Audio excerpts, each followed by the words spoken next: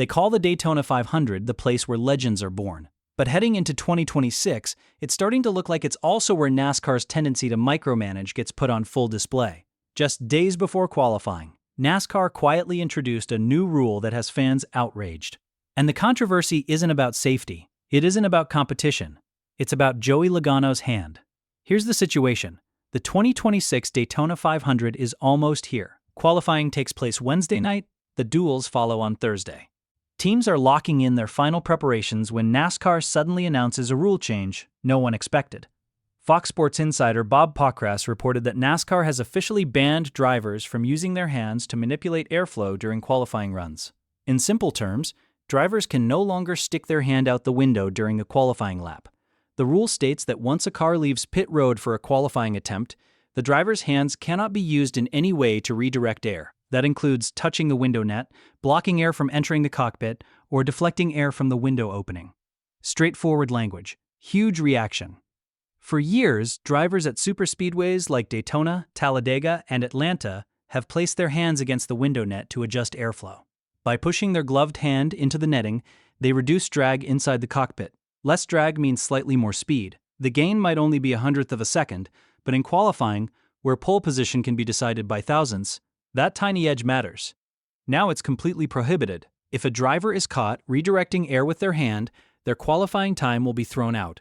No warning, no do-over. Break the rule, lose the lap. The spotlight turns to Joey Logano, the three-time Cup Series champion and Team Penske driver who took this tactic further than most. In February 2024 at Atlanta Motor Speedway, Logano showed up to qualifying wearing a specially modified glove. It wasn't standard gear, it had extra webbing sewn between his fingers and thumb to create more surface area. During his lap, he extended that glove through the window net. The in-car camera captured everything. After reviewing the footage and inspecting the glove, NASCAR fined Logano $100,000 for altering safety equipment. That's right, $100,000 for a modified glove. But here's the key detail. NASCAR didn't penalize him competitively for the aerodynamic benefit. He kept his qualifying time and starting spot. The punishment was financial, not sporting. And Logano wasn't alone in using the hand technique. Todd Gilliland was photographed doing it during the 2025 Daytona 500. Austin Hill regularly uses the tactic at superspeedways. It's been common practice for years. Teams know about it, drivers rely on it. It became part of the strategy. Now NASCAR says it's off limits. Fans didn't take it well. When Pockrass shared the news, social media lit up. Some mocked the situation, arguing that if sticking your hand out improves lap time, that says more about the car than the driver. Others joked about NASCAR policing absurdly minor details. Many accused the sanctioning body of nitpicking. The frustration runs deeper than just this rule. It's about priorities. Critics are asking why NASCAR is focusing on hand placement during qualifying when larger issues persist. The next-gen car continues to divide opinion. Stage cautions disrupt race flow. TV ratings have struggled. Track attendance has dipped. Yet, instead of tackling those bigger concerns, NASCAR is drafting specific language about airflow manipulation by a driver's hand. There's also a layer of irony. NASCAR has made Daytona 500 qualifying tougher than ever. Only the top 2 open cars automatically lock in. The rest must battle through the duels for limited spots. It's unforgiving. Either you're fast enough, or you're going home. That's pure competition. But at the same time, NASCAR is restricting even the smallest aerodynamic tricks during those very laps that determine who makes the race. On one side, it's survival of the fittest. On the other, it's strict oversight of fine details. Two philosophies clashing at 200 miles per hour.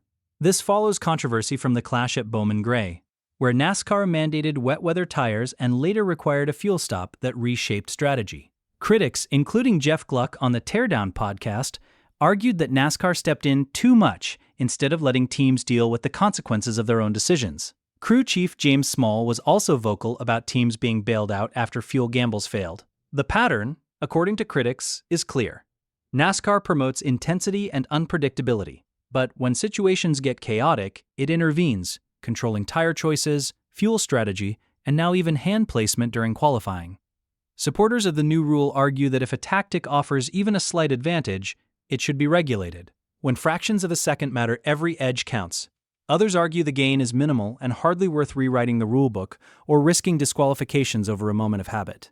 Some believe it's only a matter of time before a driver instinctively raises a hand to the window net during a qualifying run and loses their time, triggering another firestorm. The larger question lingers. Does NASCAR want teams and drivers to operate freely and accept the consequences of their choices? Or does it want tight control over every competitive detail? As the 22,500 approaches, the debate goes beyond one small aerodynamic trick. It becomes a statement about what NASCAR values: unfiltered competition or structured oversight. The Fresh from Florida 250 Truck Series race is set for February 13th. Daytona 500 qualifying takes place February 12th. The duels are February 13th. The Daytona 500, the Great American Race, runs February 16th. And when those qualifying laps begin, fans will be watching closely. Because if someone forgets about the new rule and instinct takes over, the fallout could be enormous. At the heart of it all is a simple question.